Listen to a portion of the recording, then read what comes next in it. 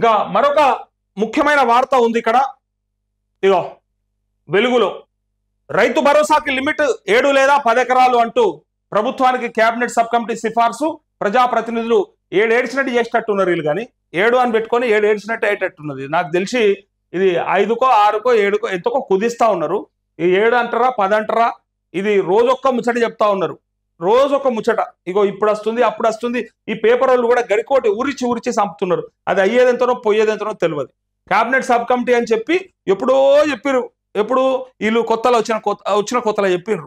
అప్పటి నుంచి ఇప్పటిదాకా కేబినెట్ సబ్ కమిటీ రిపోర్ట్ ఎందుకు ఇస్తలేదో, మరి వాళ్ళు ఎందుకు చెప్తలేరో నాకు తెలుస్తలేదు. అయితే ప్రభుత్వానికి కేబినెట్ సబ్ కమిటీ సిఫార్సు. ప్రజాప్రతినిధులు ఐఏఎస్ ఐపీఎస్ గ్రూప్ 1 ఆఫీసర్లకు వద్దు. ఇక్కడ చూడండి, ప్రజాప్రతినిధులు అంటే ఎవరైతే ఎన్నిక కాపాడతారో, మరి ప్రజాప్రతినిధులు అంటే గ్రామాలలో వార్డు మెంబర్ కూడా ప్రజాప్రతినిధే, సర్పంచ్ కూడా ప్రజాప్రతినిధే, ఎంపీటీసీలు కూడా ప్రజాప్రతినిధులే. ఎవరికి ఇస్తలేరు మీరు అనేది ఇక్కడ. ఎందుకంటే ప్రజల ద్వారా ఎన్నుకోబడిన వాళ్ళంతా ప్రజాప్రతినిధులే, మిగిలిన వాళ్ళంతా రాజకీయ నాయకులు అని చెప్పొచ్చు, పదవుల్లో లేని వాళ్ళు. కానీ ఆ పదవులలో కూడా ఎవరైతే ప్రజల ద్వారా నేరుగా ఎన్నుకోబడతారో వాళ్ళని పబ్లిక్ రిప్రజెంటేటివ్స్ అని పిలుస్తారు. సో ఆ ప్రజాప్రతినిధులకు ఇస్తలేరంటే మరి గ్రామాలలో మరి సర్పంచ్లుగా, ఎంపీటీసీలుగా, జెడ్పీటీసీలుగా ఆయన పోటీ చేసినప్పుడు కూడా బంద్ చేస్తారు. ఎందుకు రాబాయి, ఇది రైతు బందే రానప్పుడు అనవసరంగా ఇళ్ల ఖర్చుడు ఎందుకు అని భూమి వాళ్ళ ఇంట్లో పేరు మీకన్నా మారుస్తాడు. లేకపోతే అదురాబాయి ఉన్నది గెలుస్తావో లేదో తెలియదు, గెలిచినాక ఉన్నది కూడా పోతుందట అని చెప్తే ఇక అట్లా కూడా వెనుకకు రాకుండా అంటే వెనుకొకేటట్టు చేస్తా ఉన్నారు. మరి ప్రజాప్రతినిధులు దాన్ని అండర్లైన్ చేసుకోవాలి. ఎవరు ప్రజాప్రతినిధులు? ఎమ్మెల్యేలు, మంత్రుల, లక్షల రూపాయల జీతం ఉన్నోళ్ళ. మరి సర్పంచ్లకు, వార్డు మెంబర్లకైతే జీతం ఉండదు, సర్పంచ్లకు ఒక 5,000 ఏమో ఉన్నట్టుంది. సో ఈ జీతం ఉన్న వాళ్ళకు కూడా ఇవ్వకపోతే మరి ఎట్లా, మరి అది ఎప్పుడు దాని లెక్క చెప్తారనేది తెలవాలి. ఐఏఎస్ ఐపీఎస్ గ్రూప్ 1 ఆఫీసర్లకు వద్దు. ఓకే, అయితే గతంలో మాదిరి అయితే గ్రూప్ 1 ఆఫీసర్లు ఐఏఎస్ అదంతా కూడా మీరు చూసుకోండి. కానీ అసలు ప్రజాప్రతినిధులు అంటే ఫస్ట్ ఈ ఎమ్మెల్యేలు, మంత్రులకి, అట్లే ఈ నాయకులకి బంద్ చేయాలి. ఫస్ట్ ఎవరెవరైతే పెద్ద నాయకులని పేర్లు ఉన్నాయో ఆ పేర్లు ఉన్న వాళ్ళందరికీ బంద్ చేసేయాలి. గతంలో మాదిరి రాళ్లు, రప్పలు, చెట్లు, పుట్టలు రోడ్లకు ఇవ్వద్దు, కేవలం సాగు భూములకే ఇవ్వాలని సూచనలు. సబ్ కమిటీ సిఫార్సులపై అసెంబ్లీలో చర్చించిన ప్రభుత్వం అంటూ ఇక అసెంబ్లీలో నిర్ణయం తీసుకుంటారు. ఈసారి పక్కా, ఈసారి తిరుగులేదు. ఇక రైతు రుణమాఫీకి సంబంధించి అడిగేటోళ్ళు ఉన్నారు, రైతు బంధుకు సంబంధించి అడిగేటోళ్ళు ఉన్నారు. అసెంబ్లీలో ఖచ్చితంగా ఈ చర్చలు వస్తాయి. ఎవరు మాట్లాడతారు, ఎవరు మాట్లాడరు, ఎవరు నోరు మూసుకుంటారు అనేది ఇప్పుడు తెలిసిపోతుంది మనకి ఇవాళ నుంచి జరిగే అసెంబ్లీ సమావేశాల్లో. అయితే ఇక్కడ అసెంబ్లీలో చర్చించిన నిర్ణయం, కేబినెట్ సబ్ కమిటీ సిఫార్సులపై అసెంబ్లీలో చర్చించాలని ప్రభుత్వం నిర్ణయించింది. కమిటీ సూచనల మేరకు ఎన్ని ఎకరాల వరకు రైతు భరోసా ఇవ్వాలి, ఎవరెవరికి ఇవ్వాలి అనే దానిపై ప్రతిపక్షాలు సలహాలు, సూచనలు తీసుకోనుంది. ఆ తర్వాతే రైతు భరోసా విధి విధానాలు ఖరారు చేయనున్నట్టు తెలుస్తోంది. కాగా సంక్రాంతి తర్వాత రైతు భరోసా జమ చేస్తామని ఇప్పటికే సీఎం రేవంత్ రెడ్డి ప్రకటించారంటూ ఇక్కడ వీళ్ళు చెప్పేది ఏంటంటే సీలింగ్ పెట్టాలని, రైతు భరోసాకి సీలింగ్ పెట్టాలని ప్రభుత్వానికి సబ్ కమిటీ సూచించింది. ఇక్కడికి వెళ్ళి అందరికీ ఇవ్వద్దు, కొద్ది మందికే ఇద్దామని సీలింగ్ పెట్టమన్నదట. అయితే రైతు భరోసా అమలుపై అభిప్రాయ సేకరణలు చేపట్టాం, ఎన్ని ఎకరాలకు ఉంటే అంతకు పెట్టుబడి సాయం అక్కర్లేదని పరిమితి పెట్టాలని సూచనలు వచ్చాయి. ఇది చూసిర్రా ఎంత మోసం అంటే, ఇది గతంలో కొద్ది మందికి పోతుందని ఎక్కువ మందికి రాకుండా చేసుకున్నారు. ఇది సూచనలు అని చెప్పి అంటా ఉన్నారు కదా, ఇది అక్కడక్కడ మాట్లాడిన మాటలే పట్టుకురు. కానీ పాపం నిజమైన రైతులు ఎవ్వరు కూడా ఏమనలే. 10 ఎకరాలు ఉన్నోనికి పోతే పోయిందిలే అని ఊకున్నాడు, కానీ ఎన్నాడు బయటకొచ్చి గగ్గోలు పెట్టలే. అనుకున్నదని ఏడవలే. 100 ఎకరాలు ఉన్నాడు దోసుకపోతున్నాడు అస్సలే ఏడవలేడు. జర్ర తెలివి ఉన్నదని చెప్పి మాట్లాడతారు చూడు, ఇక మాకే తెలివి ఉన్నదని బయట అట్లాంటి వాళ్ళు ఆయనతో ఒర్రి నాశనం పట్టిరు దాన్ని. అయితే అసలోనికి రాకుండా చేసారు. నిజంగా గ్రామాలలో ఏ రైతు కూడా బయటకొచ్చి చెప్పలే, బాధపడలే, ఉట్టిగా పోతుందని చెప్పలేడు. ఎందుకంటే వచ్చేటోనికైతే వస్తుంది కదా. ఇప్పుడు బియ్యం కూడా అంతే కదా, రేషన్ బియ్యం కూడా అందరు తినరు, తినేటోనికి అవసరం పడతాయి. అందరు తినాల్సిన అవసరం లేదు కాబట్టి వాళ్ళు ఏం చేస్తారంటే అమ్ముకుంటారు. సో ఇది కూడా అంతే, అందరికీ అది అవసరం కడకపోయినా కూడా వాడికి భూమి ఉన్నది కాబట్టి ఎలిజిబిలిటీ అయ్యిండు. భూమి తక్కువ ఉన్నోడికి, 1 ఎకరం ఉన్నోడికైనా అది ఆసరా అయింది. ఇక్కడ సీలింగ్ పెట్టమని చెప్పిరని మన మీదే వేసి మనమే చెప్పినామని చెప్పి దాన్ని దొరకబట్టేసి మొత్తానికి సంవత్సర కాలం పాటు అది కనిపించకుండా చేశారు.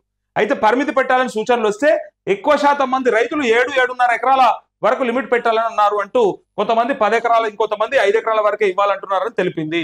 అయితే రాష్ట్రంలోని భూకంతాలను పరిశీలిస్తే 5 ఎకరాల వరకు ఉన్న రైతులు చిన్నకారు, సన్నకారు రైతులని 90% పైగా ఉన్నారని చెప్పింది. అలాగే ప్రజాప్రతినిధులు, ఎమ్మెల్యేలు, ఎమ్మెల్సీలు, ఎంపీలు, ఐఏఎస్లు, ఐపీఎస్లతో పాటు గ్రూప్ 1 ఆఫీసర్లకు రైతు భరోసా ఇవ్వాల్సిన అవసరం లేదని కమిటీ సిఫార్సు చేసిందని చెప్తా ఉన్నారు ఇక్కడ. సో ఎన్నికల్లో ఇచ్చిన హామీ మేరకు రైతు భరోసా కింద ఎకరాకు 7,500 ఇవ్వాల్సి ఉంటుందని కేబినెట్ సబ్ కమిటీ పేర్కొంది. గత బీఆర్ఎస్ ప్రభుత్వ హయాంలో రైతు బంధు కింద ఎకరాకు 5,000 రూపాయలు ఇచ్చారు. అది ఎన్ని ఎకరాలు ఉంటే అన్ని ఎకరాలకు ఇచ్చారు వాటికి మినహా. అయితే దీంతో ప్రతి సీజన్ కు యావరేజ్ గా 7,600 కోట్ల ఖర్చు అయింది. మరోవైపు చెట్లు, పుట్టలు, రాళ్లు, రప్పలు, హైవేలు, రోడ్లు, వెంచర్లు, భూసేకరణ కింద పోయిన భూములకు కూడా గత ప్రభుత్వం రైతు బంధు జమ చేసింది. దీంతో వేల కోట్లు వృధా అయ్యాయి. ఇక మీదట ఆ పొరపాట్లు జరగకుండా పక్కగా సాగు భూములకే రైతు భరోసా అందించాలి. అయితే టెక్నాలజీని వాడుకొని ఏ సర్వే నెంబర్ భూముల్లో ఏ పంటలు వేశారో శాటిలైట్ డిజిటల్ సర్వేలతో గుర్తించి పెట్టుబడి సాయం అందించాలని ప్రభుత్వానికి సబ్ కమిటీ సూచించిందట. అయితే ఈ సీజన్ కు 7,500 కోట్లు అయితాయట. వ్యవసాయ శాఖ లెక్కల ప్రకారం ఈ వానాకాలం సీజన్ లో 1,39,00,000 ఎకరాల పంటలు సాగయ్యాయి. ఇందులో వరి, పత్తి పంటలు ఎక్కువ మొత్తంలో ఉన్నాయి. ఏ రైతు ఎన్ని ఎకరాల్లో ఏ పంటలు వేశారో ఏఈఓ ఇప్పటికే ఆన్లైన్ లో నమోదు చేశారు. ఒకవేళ ప్రభుత్వం మొత్తం సాగైన భూములకు ఎకరాకి 7,500 చొప్పున రైతు భరోసా ఇస్తే సీజన్ కు దాదాపు 10,000 కోట్లు అవసరమవుతాయని ఆర్థిక శాఖ అధికారులు చెప్తున్నారు. అలా కాకుండా సీలింగ్ పెట్టినా ప్రజాప్రతినిధులు, ప్రభుత్వ అధికారులు, ఇన్కమ్ ట్యాక్స్ పేయర్స్ లాంటి వాళ్ళని మినహాయించినా కూడా ఇగో ప్రజాప్రతినిధులు, ప్రభుత్వ అధికారులు, అట్లా ఇన్కమ్ ట్యాక్స్ పేయర్స్ అంటే ఇన్కమ్ ట్యాక్స్ అంటే కొంతమంది మరి ట్యాక్స్ తీసుకుంటారు, అంటే లోన్ల కోసం కూడా కొంతమంది మరి ఐటీ పే చేస్తున్నట్టుగా చూపించుకుంటారు. మరి వాళ్ళకి ఇది మోసమయ్యేటట్టు ఉన్నది అనిపిస్తా ఉన్నది. ఇక పాపం వాళ్ళు ఏ ఇల్లు కట్టుకోనికో లేకపోతే ఇంకో దానికో లోన్లు తీసుకుంటారు కదా. ఆ లోన్లు రావాలంటే ఖచ్చితంగా ఐటీ పే చేసినట్టుగా వాళ్ళకి ఇన్కమ్ ట్యాక్స్ రిటర్న్స్ ఫైల్ చేసినట్టుగా చూపెట్టమని అడుగుతారు. సో మరి వాళ్ళు ఎంతో కొంత పే చేస్తుంటే కూడా వాళ్ళు ఎలిజిబుల్ అవుతారా మరి ఎట్లా అనేదే ఇక్కడ డౌట్ ఉంది. అయితే వాళ్ళందరికీ తగ్గించినా తగ్గుతుందని అంటా ఉన్నారు. అయితే నిబంధనలు పక్కగా అమలు చేస్తే సరాసరి గతంలో ఇచ్చినంతనే 7,500 కోట్లు సరిపోతాయని. అంతే కదా, పెంచితే పెరిగితే పెంచాలి. కానీ ఇక్కడ ఏం జరిగిందంటే పెంచిర్రు కానీ అమౌంట్ పెరగదు. ఎందుకంటే వీళ్ళు కట్ చేస్తారు కాబట్టి, తగ్గిస్తారు కాబట్టి, జనాలని తగ్గించే పరిస్థితుల్లో ఉంటది కాబట్టి వీళ్ళు మేము ఇట్లా రుణమాఫీగా ఎట్లా చేసారో రైతు బంధుని కూడా కొద్ది మందికి ఎగబెడుతురు కాబట్టి ఇక ఈ అమౌంట్ మళ్ళీ గాడికే సరిపోతా ఉన్నది, అంతే సరిపోతా ఉన్నది. ఇంట్లో కూడా ఇది వచ్చే వరకంటే ఇక ఎన్ని పెడతారో, ఇంట్లో ఎన్ని కథలు ఉంటాయో. నువ్వు ఇదేసినవు పంట, అదేసినవు పంట, ఇది వేయలేదు లేకపోతే ఇది రాదు, నీ భూమికి పట్టా లేదు, పాస్బుక్ లేదని ఎన్ని కొర్రీలు పెడతారో, ఎన్ని కథలు పెడతారో నాకైతే డౌటే కొడుతుంది. ఇంతకుముందు సాఫ్గా పడ్డాయి చూడు మన అకౌంట్లో, అట్లా సాఫ్గా పడ్డట్టయితే అనిపిస్తలేదు. అయితే ఈ 7,500 కోట్లు సరిపోతాయని తెలిపారు. అయితే ఈసారి వ్యవసాయేతర భూములకు ఎట్టి పరిస్థితుల్లోనూ రైతు భరోసా ఇవ్వకూడదని ప్రభుత్వం నిర్ణయించింది.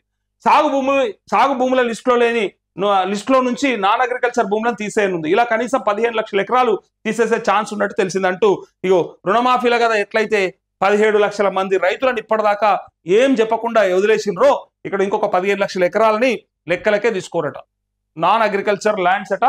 సో వాటికి అసలు రైతు బంధు పడదని చెప్పడానికి ఇక్కడ చెప్తూ ఇలా కనీసం 15 లక్షల ఎకరాలు తీసే ఛాన్స్ ఉంది. దీంతో దాదాపు 1,300 కోట్ల నుంచి 1,500 కోట్లు దుబారాను అడ్డుకునే అవకాశం ఉంది. 1,500 కోట్ల దుబారా అడ్డుకున్నామని గొప్పలు చెప్తారు కదా. ఒక 1,500 కోట్లకి ఇంకొక 1,500 కోట్లు కలిపితే ఈ రాష్ట్రంలో 2 లక్షల లోపట ఉండి ఇప్పటిదాకా రుణమాఫీ కాకుండా రకరకాల కారణాలతో ఉన్నటువంటి రైతులు ఉన్నారు. వాళ్ళందరికీ కూడా ఆ 3,000 కోట్లు సరిపోతుండే. పాపం ఇదంతా చేస్తే అయిపోతుండే.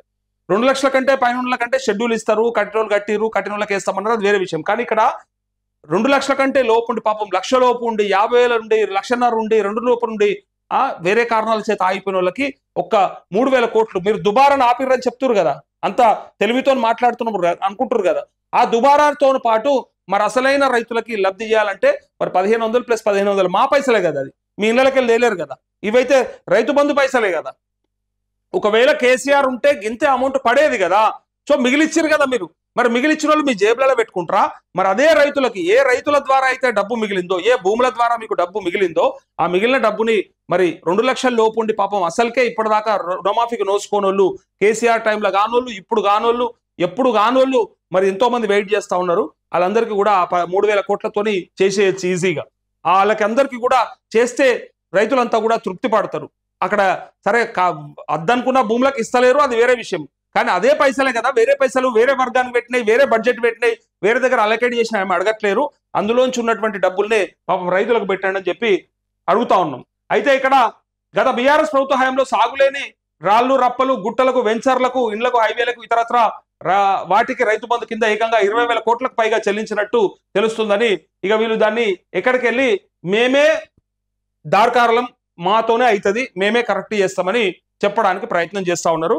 మరి దీంతోని ఆల్రెడీ రుణమాఫీలో మీరు పెట్టినటువంటి కొర్రీలు ఉన్నాయి కదా, దాని ద్వారా మాకున్నటువంటి అనుమానం ఏంటంటే రైతు బంధు కూడా బరాబర్ వేస్తారని అనుమానం, ఖచ్చితంగా వేస్తారని నమ్మకం లేదు, అనుమానం ఉన్నది మాకు. మరి దాని మీద ఎన్ని పెడతారు, దానికి ఎవరెవరికి అవకాశం ఇస్తారు? మరి 15 లక్షల ఎకరాల భూములు తీసేస్తారంటే పాపం ఏ రైతులని ఇబ్బంది పెడతారు? ఇవన్నీ కూడా అతి త్వరలో తెలిసిపోతే ఇవాళ కూడా మరి దారకారవడు, అట్టోడవడు, గట్టోడవడు అన్ని తేలిపోతాయి. ఈరోజు అసెంబ్లీలో ఎవరు మాట్లాడతారు మన కోసానికని కూడా తేలిపోతుంది. మాట్లాడకపోతే మనం కూడా రేపటి నుంచి ఎవరెవరిని ఎట్లా అరుచుకోవాలనో మనం అరుచుకుందాం. అయితే ఈ చర్చ రైతు భరోసా ఒకటే కాదు, వీళ్ళ అసెంబ్లీలో రుణమాఫీకి సంబంధించి ఏ నాయకుడు మాట్లాడతాడు అండ్ ప్రభుత్వం నుంచి ఏం సమాధానం వస్తుంది కూడా 2 లక్షల కంటే పైన ఉన్న కోసం ఖచ్చితంగా మనం ఒక్క క్వశ్చన్ అని అడిపిద్దాం అనుకున్నాం. మళ్ళీ మొన్న కామారెడ్డి ఎమ్మెల్యే రమణారెడ్డి గారు మళ్ళీ ఫోన్ చేశారు నాకు రాత్రి. ఏ రోజు మనం చేసిన తర్వాత ఒక 3 రోజుల తర్వాత రాత్రి ఫోన్ చేసి మళ్ళా అన్న ఒకసారి ఆ వీడియో లింక్ పంపు అని చెప్పిండు. దానికి కారణం ఏంటంటే మనం అడిగినటువంటి ప్రశ్నలు ఏవైతే ఉన్నాయో ఇక రాసి పంపు లెటర్ అని చెప్పకుండా దాంట్లో మనం అడిగినాం కదా కొన్ని, వాటికి సంబంధించి తను అడిగిండు. నేను ఆయనకి ఇలా మెసేజ్ కూడా రెడీ చేసిన, తను పంపిస్తా. సో తను కూడా అడిగే ప్రయత్నం చేస్తా ఉన్నాడు. అందుకోసమే అడిగిండు ఆయన. సో మనం కూడా ఫోర్స్ చేద్దాం, ప్రెజర్ చేద్దాం. కానీ ప్రభుత్వం ఏమైంది, వీళ్ళు ఎంతసేపు మేము ఇచ్చినందుకు మీరు నమ్మినరు, మేము వేసేసినాం, మీరు నమ్మినరు, మేము చేసేసినాం. ఇక ఇంతకంటే కూడా ఎక్కువ చేసే అవకాశం ఉన్నా మేమేమి చేయము అన్నట్టుగా ఎక్కడిదక్కడ ఇట్లా ఏమంటారు కదా ముద్దపప్పు లెక్క కూస్తున్నారు. ఇక మాతో కాదు అన్నట్టుగా, మేము గింతే చెప్పినాం, గింతే చేస్తాం అన్నట్టుగా. మరి ఆనాడు మేనిఫెస్టోలలో పెట్టుకుర్రు, ఆనాడు స్పీచ్లలో చెప్పినరు, అన్ని చెప్పారు. అప్పటికి కూడా కేసీఆర్ చెప్తుండే ఒక పిట్టకథ, మీకు యాదుకుందా? నేను అంటే గ్రామాలలో ఇంకా ఆ పిట్టకథ గురించి అప్పుడప్పుడు మాట్లాడుకుంటారు. ఒక మేరాయన అంటే బట్టలు కుట్టేట ఆయన ఒక సూది బట్టలు కుట్టంగా ఆయనతో సూది కింద పడిపోయిందట. ఆయన గుండీలు కుడతాడు కదా, గుండీలో లేకపోతే బ్లౌజ్లకు బుక్కులో కుడుతుంటే ఆయనతో సూది కింద పడ్డదట. ఆ కింద పడ్డ సూదిని లెంకంగా అంటే వెతకంగా ఏడ దొరకకపోతే దేవునికి మొక్కుతుండట. ఎమ్రాడ రాజన్న లేకపోతే యాదాద్రి లక్ష్మీ నరసింహన్న జర నా సూదిని దొరికేటట్టు చేయండి, దొరికితే మీకు కిలో చక్కెర పెడతా అని మొక్కిండట. కిలో చక్కెర పెడతా అని మొక్కిండట. పక్కపోంటి ఆ ఇంటా ఉండి ఏమాయ నీకు పిసో మనిషివా, నీకు ఏమన్నా తలకాయ ఉన్నదా, ఇంకా చారణ సూది బారణ సూది కోసానికి నువ్వు కిలో చక్కెర పెడతాన పడుతుంది అని చెప్పన్నదట. అంటే ఏ ఊకో పిసిదానా, నీకు ఎరగలేదు, ఈ దొరకనైతే దొరకంతి అడిగేది ఉన్నదా, ఎమ్లాడ రాజుని వచ్చి ఎగబెడదాం తీ అని అన్నాడట. ఎగబెడదాం తీ అడిగేది ఉన్నదా అని సింపుల్ గా ఆమెనే పిచ్చిదాన్ని అని చెప్పినాడ. సూదైతే దొరికినాక ఎగబెడదాం అడుగుతాడా ఎమ్లాడ రాజుని వచ్చేమన్నా అని ఎంత సింపుల్ గా అయితే మేరాయన బట్టలు కుట్టేట ఆయన ఎట్లా అన్నాడో ఇది ఊర్లలో ఉంటది. ఇదే కథ పిట కథ అప్పుడు కేసీఆర్ ఎక్కడో చెప్పినట్టు గుర్తు నాకు కూడా. అయితే ఆ కథల నీతి ఏంటిదంటే ఓట్లయితే వడని మన డబ్బలా, మనమైతే గద్దెనెక్కి కూర్చొని తర్వాత ఎవడు ఎట్లా పోతే మనకెందుకు, ఎవడు ఎట్లా పోతే మనకేం అక్కరా, వాడు అడిగేది ఉన్నదా పోయేది ఉన్నదా అని అల్కగా అనుకుంటారట నాయకులు. అందుకే నాయకులు అంటోడు ఏమో అంటారు కదా, చిన్నప్పుడు మా సారే చెప్తుండే ఆ కాలంలోనే చెప్తుండే, ఇక ఇప్పుడు ఎట్లా చెప్తారో నాకు తెలియదు కానీ థూ అని ఉంచేస్తే కూడా ఇట్లా తుడుచుకొని పోతారట నాయకులు అంటాడు. ఇప్పటి నాయకుడు అయితే నోట్లుంచినా సరే అనేటట్టు అయిపోయారు. మా నోట్లుంచినా సరే ఇట్లా తుడుచుకొని పోతామని అంటారు తప్ప ఎవ్వడు కూడా సిగ్గు కానీ శరం కానీ లజ్జ కానీ ఏమీ లేవు. ఇక సిగ్గుంటే వాడు నాయకుడు ఎట్లయితాడన్నా అని మీరు కూడా అడుగుతారు నన్ను. సో అదే అంటున్నా, అసలు సిగ్గుపడకుండా ఉంటేనే నాయకుడు అవుతాడు. దారుణం, వాళ్ళకంటే దారుణం వీళ్ళు. వాళ్ళంటే ఎవరో దొరక కదా, మళ్ళీ నేను వాళ్ళు అని సపరేట్ గా చెప్పక్కర్లే. వాళ్ళకంటే దారుణం, వాళ్ళు తీసుకున్న పైసలకు చేసే సర్వీస్ కి లేదా ఇచ్చే పనికి బరాబర్ ఉంటారు. కానీ వీళ్ళు అంతకంటే దారుణం, వీళ్ళు తీసుకునే జీతాలకు వీళ్ళు చెప్పిన మాటలకు వాళ్ళకంటే కూడా దారుణం అని చెప్తా ఉన్నా. అందుకే ఇక వాళ్ళు అడిగేది ఉందా, మళ్ళా మమ్మల్ని ఇచ్చిన హామీలు నెరవేర్చామని చెప్పి మమ్మల్ని కూడా అడుగుతాడా అని చెప్పి సిగ్గుశరం లేకుండా తిరుగుతూ ఉంటారు. వాళ్ళనే నాయకులను పిలుస్తారు. గతంలో వేరే పేర్లు ఉంటుండే, వాళ్ళ పేర్లు వేరే ఉంటుండే వాటికి. కానీ ఇప్పుడు ఎవర్రా అంటే సిగ్గుశరం లేనోడు నాయకులు అని చెప్పి క్లారిటీ వచ్చేసింది ప్రజలకు కూడా.